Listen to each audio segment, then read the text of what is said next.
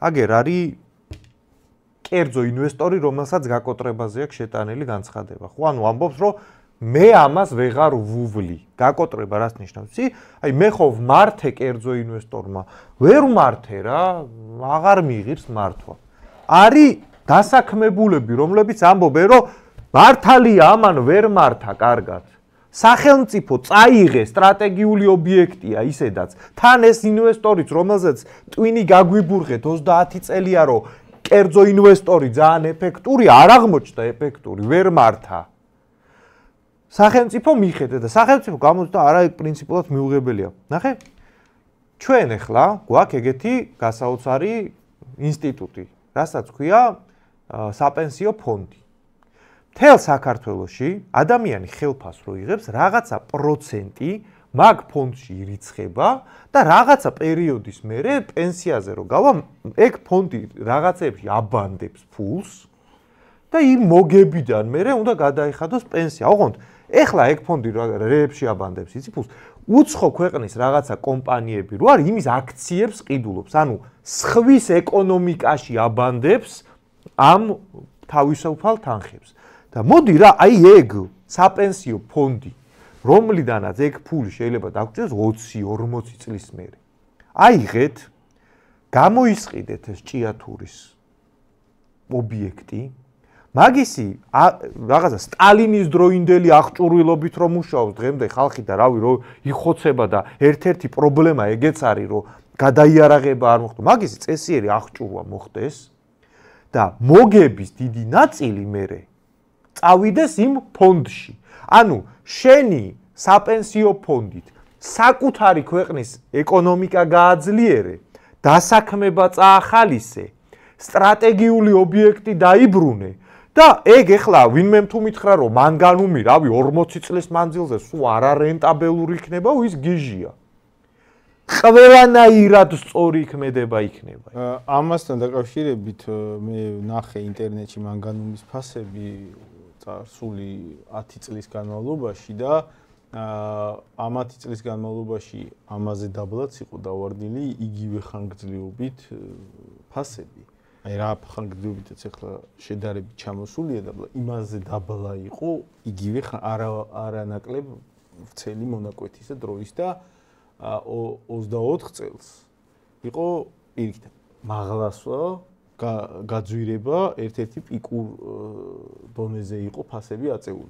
შემდეგ რაღაცა პერიოდი ცვლა, ქვემოთ წამოსვლა და ესეთი გაძვირება და გაიაფება არის აი რაღაცა სტანდარტული მოვლენა გარკვეული მოკლე პერიოდებით. ანუ რაღაცა ისეთი მაჩვენებელი ახლა შეუძლია ნებისმიერს დაგუგლოს, შევიდეს საერთაშორისო ფასები მანგანუმის ზემოთ და ქვემოთ სვლა ფასების არის სტანდარტული მოვლენა, ამაზე ქვემოთაც წასულა უახლოესი 10 წლის განმავლობაში და ანუ აქ ამაზე ჯერჯერობით რა სურათიც არის, ამაზე გამოცხადება რომ ხალხო იცით რა, მანგანუმი საერთოდ აქ უნდა გავაჩეროთ ყველა მაღარო და ის ხალხი გადასახლდეს, სხვაგან აღარ გჭირდება.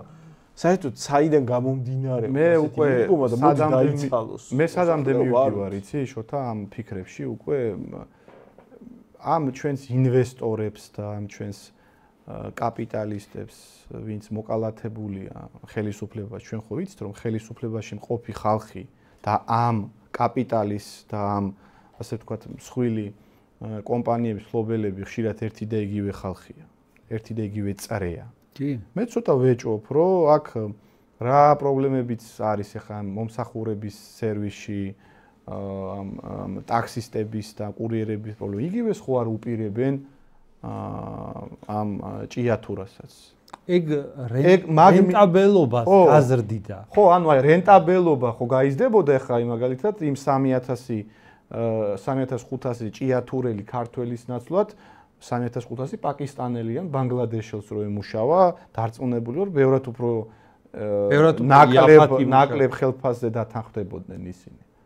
ანუ ხო აქ რენტაბელურობა გაიზრდებოდა და ანუ ხელისუფლებამ ეგ უნდა დაუშვას?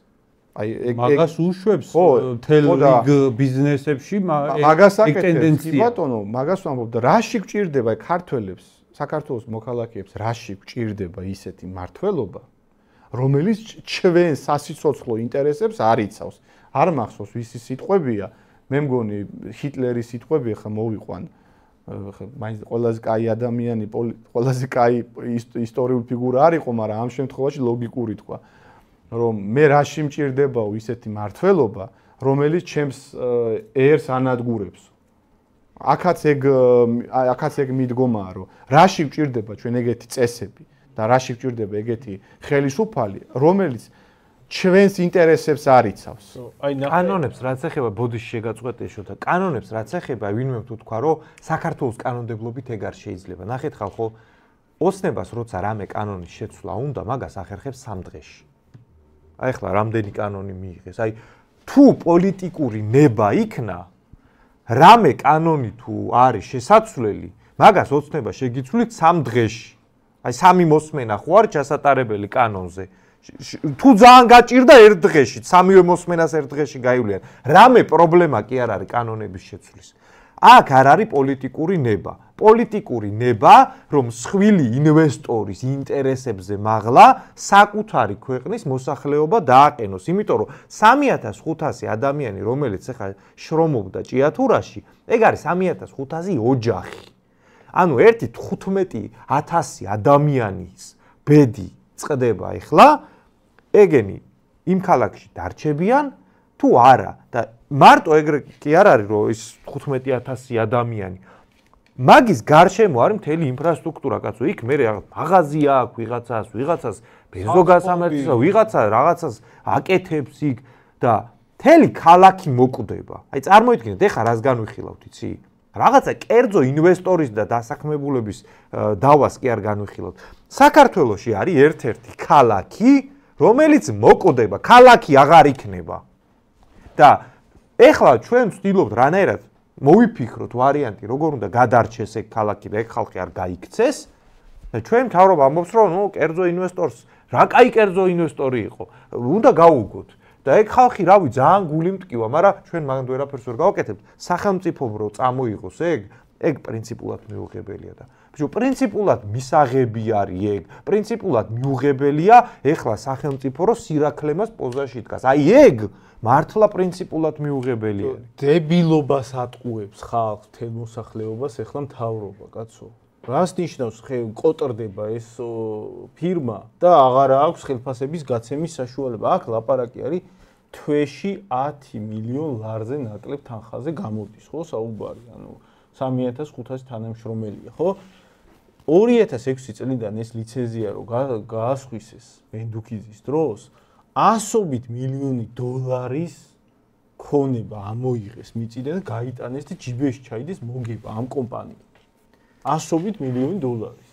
ეგ ზოგადად ეგრე მუშაობს, ხო? ნებისმიერ ბიზნესში მუშაობს, რომ პირობითად შენ რაღაც 100 მილიონ დოლარს რო შოულობ მოგებას, რაღაც პერიოდი თუ რაღაც კრიზისი გაჩნდა ამდენიმე თვით ფასი დავარდა, იქ ინახავ რაღაცა მარაგს იმისთვის, რომ იმ კრიზისულ პერიოდში გასტუმრების საშუალება ქონდეს, რაღაცა 10 მილიონი ლარის ხელფასები თუ გაქვს, რამდენიმე თვე რო დავარდეს ფასები, მაგის შესაძლებლობა უნდა ქონდეს, ხო? ანუ სწორი მენეჯმენტი მაგას ქვია. არაფერი, სწორი მენეჯმენტი ნაკეთები აქვს ამათ და ეხლა აღარ არის საჭირო იმდენი ხალხი გაუშვათ, ქართველები იქიდან მოვიყვანოთ ვიღაცა პაკისტანი რაღაც ეგეცია საუბარი თორე არანაირი ლოგიკა იმაში რომ 100 მილიონი დოლარი რაღაცა რესურსი გაქვს რომელიც მიწაშიდებს და იმას აკეთებდი წლობით და ეხლა რამდენიმე თვე გაიაფდა პროდუქტი რომელიც ისევ აიწევს კაცო ასე ამაზე მეტად გაიაფებულა არაერთ მაღაროელებმა თქვეს და მოდი დავხუროთ მაღაროელებმა თქვეს დიდი ალბათობით რასთან აგვაქვს საქმე ანუ ჭიათურაში მანგანუმის მოპოვება ხდება ორი წესით. ერთი არის მაღაროთი, მეორე არის კარიერული მეთოდით. და როგორც ჩანს, მართლა ეხა კარიერული მეთოდი როგორ არის, რაღაც უზარმაზარი ექსკავატორები მთელ მთებს ჭრიან, რაღაც ზემოდან ხო არის ჩვეულებრივი ქანები, ის მთლიანად იჭრება, აი თა პირდაპირ გაგებით, ჩადიან იმ ფენამდე, სადაც ეს მანგანუმი არის, ამასაც ექსკავატორები ჭრიან და ამას ჭირდება ნაკლები რაოდენობის ხალხი.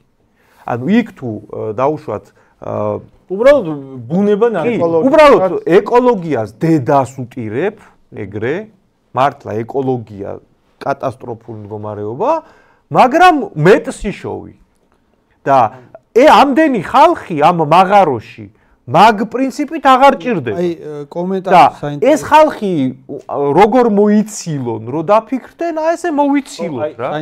ერთს დავამატებ, რომ აი მანდ ეგრე არ დგას ხალხო საკითხი, რომ $100 მილიონი მოგების მქონე, აი წლობით რო გაქონა კომპანიას, მაგ საქმეში, აი ეგ საქმე რომ მთავრობამ აიღოს, ისე დადგება საკითხი, რომ მთავრობას კისერზე დააწვა იქ მოსახლეობა და ეხლა აღარ იცის როგორ შეინახოს და რაღაც თავისი რაღაც სხვები ჯიბეებიდან იმ ხალხის შენახვა უწევს. არა კაცო, მანდიდან ამოღებულია 100-ჯერ მეტი თანხა და გასულია ინვესტორების ჯიბეებში, ამ მთავრობის ჯიბეებში თვითონ. იმიტომ რომ ამათივე ფინანსური ელიტაა მან. მაგა ჯიბეებში გასულია 100-ჯერ მეტი თანხა. და იმ თანხიდან ეს რომ სახელმწიფოს ეკუთვნოდეს, რა განსხვავებაა, იცი? ჯიბეში კი ვერ ჩაიდებს მასე ვიღაცა აქაური ამათთან კოოპერაციაში მყოფი ბიზნესმენი. ერთი რომ ბიუჯეტში გაუშვებს და მნიშვნელოვან ნაწილს დადებს ფონდში, რომელიც რაღაც პერიოდი თუ დავარდა ფასი ამ პროდუქციის შეინახა ნორვეგიაში არის ეგ და მე გააგრძელებ როცა გაძვირდება ის. ნორვეგია ხო არის ნავთობით ერთ-ერთი ყველაზე მდიდარი ევროპული ქვეყანა. და მათ აქვთ აი ამ ნავთობის ფონდი, სადაც თუ არ ვთქვი ტრილიონამდე ამ წლების განმავლობაში დაგროვილი თანხა რეზერვია ტრილიონ დოლარამდე. აი ზედმეტი რაც რჩებოდათ, იმას ინახავდნენ. ანუ სახელმწიფო კომპანიებზეა საუბარი. სახელმწიფო კომპანიები და რისთვის? აი რაღაცა თუ მოხდა ისეთი ასე ვთქვათ ფორს მაჟორული უკვე დაგროვილი რეზერვი აქვს იმისთვის რომ რამე თუ დასჭირდათ იქიდან ამოიღებენ ამ თანხებს და აი სუფთა ლოგიკურად რო დავფიქრდეთ აი რატოა აუცილებელი რომ სტრატეგიული ობიექტები იყოს სტრატეგიული და ბუნებრივი რესურსები იყოს სახელმწიფოს ექსპლუატაციის ქვეშ აი თუნდაც ამ კონკრეტული მაგალითი რო ავიღოთ ამ ჭიათურის ანუ ეს ინფრასტრუქტურა დიდწილად არის გაკეთებული ჯერ კიდევ წინა საუკუნეს, ხო, აი სტალინის და ბერიის ინდუსტრიალიზაციის პერიოდის აშენებულია ყველაფერი, ყველა გვირაბი, ძირითადი მოწყობილობები, ძირითადი ასე ვთქვათ, რაც კი გამზადებულია, ძველი იმითაა გაკეთებული. ამაზე ვთანხმდებით. აი, რაში გვჭირდება ეს კერძო ვიღაცა ინვესტორი და ბიზნესმენი? აი, რაში? აი, რას აკეთებს ისეც რასაც ვერ გააკეთებს მაგალითად სახელმწიფოს დაქვემდებარებაში მყოფი მქონე კომპანია. რას აკეთებს ისე? ჩემი აზრით უბრალოდ ხელისუფლების ესეთი ირიბი კორუფციის და შემოსავლის მიღების წყაროა. ანუ თუ ეს სახელმწიფო დაქვემდებარებაში მყოფი კომპანია მაგალითად გააკეთებს 100 რაღაცა დოლარს სიტყვაზე ვამ ძირითადი ნაწილი წავა ბიუჯეტში, ხო ასეა? ძირითადი ნაწილი შეიძლება წავიდეს ასევე ხელფასებში, ხელფასებსაც მოუმატებ, ვინც მაგ დასაქმებული და სახელმწიფოც ხო დაინტერესებული, რომ შენი მოქალაქე უკეთესად გრძნობდეს თავს, უფრო მაღალი შემოსავალი ქონდეს. და პლუს შეიქმნას ადგილობრივი ფონდი. ეს ხომ ბევრად უფრო ლოგიკური და მომგებიანია ჩვენთვის, ვიდრე ვიღაცა კერძო ინვესტორს მივცეთ რომელიც ამ 100 ლარიდან 80 ჩაიდებს ჯიბეში და 20 იმას ლარს ან დოლარს იქ დატოვებს სხვა დანარჩენში. ანუ მაგაზე რა პასუხი ეჭვია? თვითონ მიაქვს ის 80 და რისთვის გვჭირდება? სად აქვს ჩვენი მოგება? სახელმწიფო ვერა მენეჯმენტი. რატო ვერ დაამენეჯმენტა? ხო და აი ნორვეგია მიწაში დევს ოქრო. უნდა ამოთხარო გაყიდო. აი რას ვერ ამენეჯმენტი? ჩვენივრად ამენეჯმენტებს კაცო ეს დასავლეთის რაღაცა ისინი რომ მოყავთ მაგალითები დასავლეთში უამრავი სახელმწიფო კომპანია, მაგალითად ნორვეგიული სახელმწიფო კომპანიები, რომელიც მშვენივრად წლების განმავლობაში ამენეჯმენტებენ ნავთობის მოპოვებას, ტრილიონიანი ფონდები აქვს და ყველა კმაყოფილია. კითხვა მოვიდა ბარემ. თუნდაც რეიტინგული ინტერესისთვის ოპოზიციიდან არავინ რატომ არ ლაპარაკობს მაღაროზე. ნუ მათი ოპოზიცია არის დაკომპლექტებული ლიბერალური პარტიებით. მათი ხედვა არის ლიბერალური ეკონომიკის პრინციპი. ვინ უნდა ილაპარაკოს? აი ნაცებმა გაყიდეს ლიცენზია, ნაცების დროს გაიკვირდა ლიცენზია, ბენდუქიძის ეკონომიკას აგებდნენ ნაცები. ვინ უნდა ილაპარაკოს? ხაზარაძის პარტიამ უნდა ილაპარაკოს, რომელიც რა ვიცი, ველური კაპიტალიზმის იდეით. ეგ ძალიან კარგი კითხვა, რატო იცი? ეგ არის აი სინამდვილეში თავარი პრობლემა რაც არის. სწორი კითხვა. სწორი კითხვაა მაგ მიმართულებით, იმიტომ რომ საერთოდ საქართველოში პარტიები არავითარ შემთხვევაში არ მოქმედებენ ისე რომ ხალხის ხარდაჭერას ცდილობენ, აი ხალხის დაკვეთა შეასრულონ. არავითარ შემთხვევაში. ეს ოპოზიცია მით უმეტეს და თუნდაც ნებისმიერი აი ხელისუფლები და ხელისუფლებას მაცხო შექმნა თავისი ოპოზიციები. ნებისმიერი ძალა არის ხალხს რაც არ აწყობს და აი ვიღაცა კონკრეტულ ჯგუფს აწყობს მასეთი დღის წესრიგი რომ მოახვიონ თავს. მაგას ემსახურება ეს პოლიტიკური პარტიები. ანუ პარტიის დანიშნულება ის კი არ არის ხალხში მხარდაჭერა მოიპოვოს, ხალხის დაკვეთა შეასრულოს. პარტიის ამოცანაა რომ დაკვეთა რომ მოდის მაგალითად გარე დამფინანსებლიდან. აი მაგალითად USAID ხო აფინანსებდა რა დაკვეთაც მოდიოდა ის დაკვეთა გაეტარებინათ ხალხში ეგ დაკვეთა პოპულარული გაეხადათ ხალხისთვის ხალხს ჩაეთვალა რომ აი ეგ არის გამოსავალი ჩვენი ქვეყნისთვის ანუ რა დაკვეთაც ქონდა USAID-ს ხალხმა უნდა დაიჯეროს რომ მაგას თუ გავაკეთებთ ავშენდებით ეგ არის მაგ პოლიტიკოსების დანიშნულება და საქმე იგივე ეხლა ეს კობახიძე რო გამოდის და რო იძახის რომ სრულიად პრინციპულად მიუღებელიაო რომ სახელმწიფომ რაღაცა ბიზნეს ხელი მოკიდოსო ეგ რატო? იმიტომ რომ ბიზნესმენია კაცო ქვეყნის სათავეში. ქვეყნის სათავე ქვეყანამ თუ წაიღო ბიზნესი მერე ბიზნესმენი ვიღას უნდა. ვეღარ იქნება ქვეყნის სათავეში. აქ სინამდვილეში რა არის, იცით? ინტერესთა დაპირისპირება. ეგ სხვათა შორის არის ცალკე სხვა თემაა ეგ მოსახლეობის ინტერესები და მმართველის ინტერესები ხშირად ერთმანეთს არ ემთხვევა. როცა კონკრეტულად მართვას ეხება პირდაპირ წინააღმდეგობაში მოდის ხშირად. ამიტომ ეს საკითხი, ეს მაღაროების საკითხი პირდაპირ ეს არის პოლიტიკური როგორი საფუძველი, იცით? აი ყველაზე მთავარი თუ კი რამე არის, აი მაგალითად კომენტარებშიც წერდნენ, რომ ყველა მთავრობის წარმომადგენელი ის არისო, ისედაც ბიზნესიო და რა პრობლემაა მთავრობამ რომ წაიღოს და გეტყვით, ეგეც სწორი შეკითხვაა. რაშია იცით საქმე? მთავრობამ რომ წაიღოს ბიზნესი ბიზნესმენები კი ვეღარ იქნებიან მერე სათავეში. ეგ სულ სხვა რეალობა დადგება.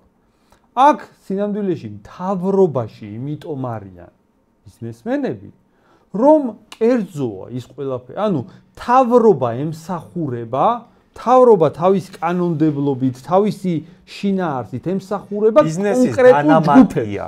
ბიზნესის დანამატია, ანუ რაღაცა მსხვილი ბიზნესმენები არსებობენ და მთავრობა არის ინსტრუმენტი მათ ხელში, რომ დანარჩენები წყნარად იყონ. აი დანარჩენები, ეხა ეს ბიზნესმენი რომ ამას გააკეთებს, მთავრობა გეუბნება რომ ასეთი წესია, კაცო, შენ გაჩერდი.